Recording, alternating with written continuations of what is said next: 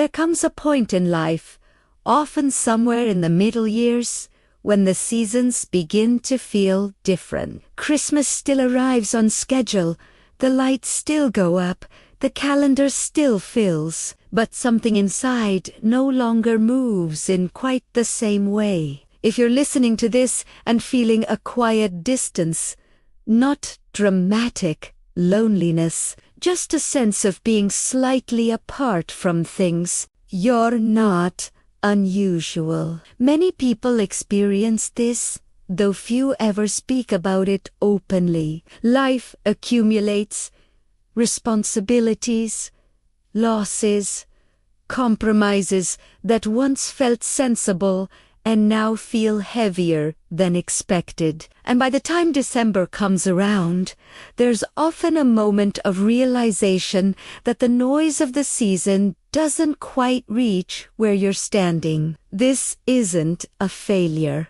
It's not something that needs correcting. It's a signal that you've lived long enough for life to have texture. Across different countries and cultures, people reach this point in remarkably similar ways, not through one great collapse, but through a gradual thinning of certainty. Children grow. Parents age.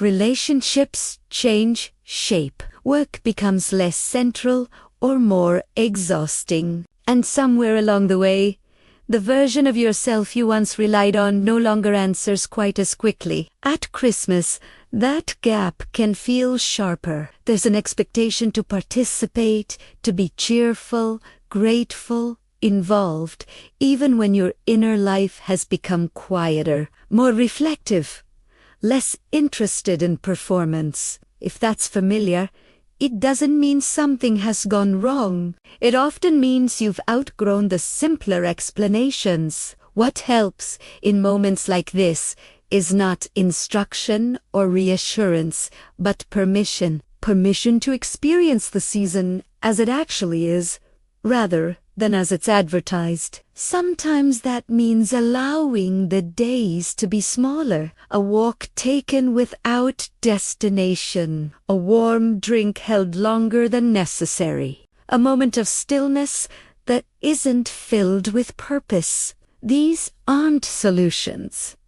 They're acknowledgments. They tell the nervous system that it no longer has to keep pace with expectations that belong to another chapter. Connection to changes at this stage of life. It often becomes quieter, less frequent, but more honest. A short message sent without explanation, a brief exchange that doesn't need updating or enthusiasm. Just a reminder that you exist in someone else's awareness. Movement can help in a similar way, not as improvement, but as circulation.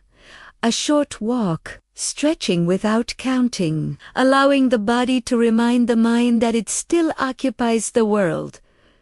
And then there is tomorrow. Not the future in any grand sense, just the next day. It can be helpful to give it one simple shape, not a goal, just a reason to arrive in it. Something ordinary, something manageable, enough to create continuity. If, however, your thoughts begin to feel heavier than this, if they turn inward in ways that feel unsafe, that isn't something to carry alone. Across every country, in every system, there are moments when the most sensible thing a person can do is allow another voice into the room. That isn't weakness. It's judgment. What often goes unspoken is that this phase of life, this quieter, questioning stretch, is not an ending.